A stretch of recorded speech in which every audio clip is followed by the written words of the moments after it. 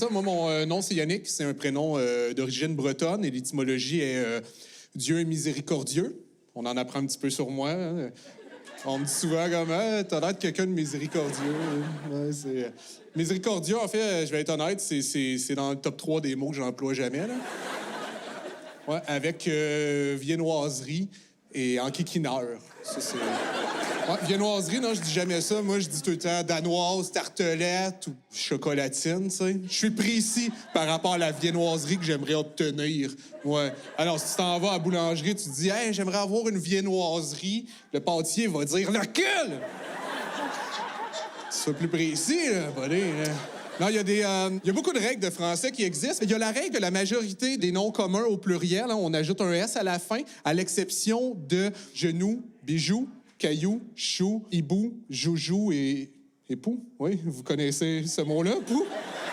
C'est le seul que vous avez dit. On dirait que si j'étais votre voisine de chaise, je me déplacerais un peu, là. Ben, avez-vous remarqué, il y a genou dans les exceptions et toutes des choses qui n'ont pas de genoux.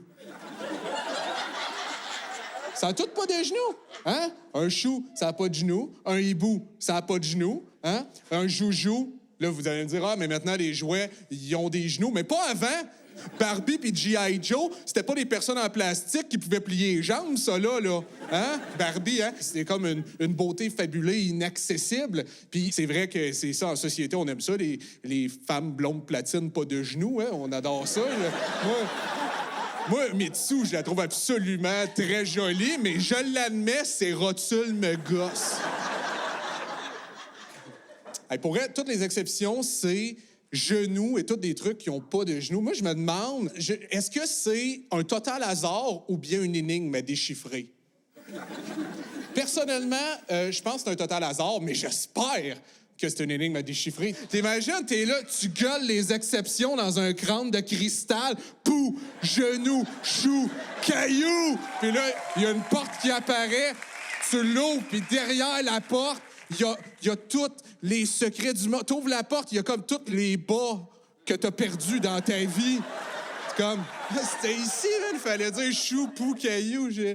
Il y a la règle aussi du 20 et du 100 qui est complexe hein, en français. Le nombre 20 et le nombre 100 s'accordent lorsqu'ils sont précédés par un nombre qui les multiplie et non suivi par un autre adjectif numéral. Peux-tu me répéter ça? Non? Moi non plus. Je comprends pas non plus, je l'ai appris par cœur. Je sais pas ce que je dis. Non. Je donne un exemple. Dans mon sac à dos, il y a 80 sardines et 82 rondelles d'oignons. Conclusion, mon sac pue. Ici, dans le 80, le 20, il va y avoir un S. Mais le 82, il n'y aura pas de S parce qu'il est suivi par 2. Maintenant, il n'y a plus personne qui me suit, plus personne... Personne n'a de fun? Pas grave. Il y a des mots aussi qui changent de définition hein, selon le contexte. Surtout en cuisine, hein, il y a des mots qui changent totalement de définition, comme saisir. Hein, saisir en cuisine, ça veut dire cuire peu longtemps à feu vif un aliment. Moi, je savais pas, je comprenais pas. Quand je disais une recette avant ça, saisir, c'est quoi? Tu sais, pour moi, saisir, c'est « Hey! » Tu sais, saisir. Tu sais, je veux dire, hey, tu fais ça à ton adolescent, t'es en train de manger une pizza pochette avec du Nutella. Comme, hey, t'as pris de quoi, tu sais?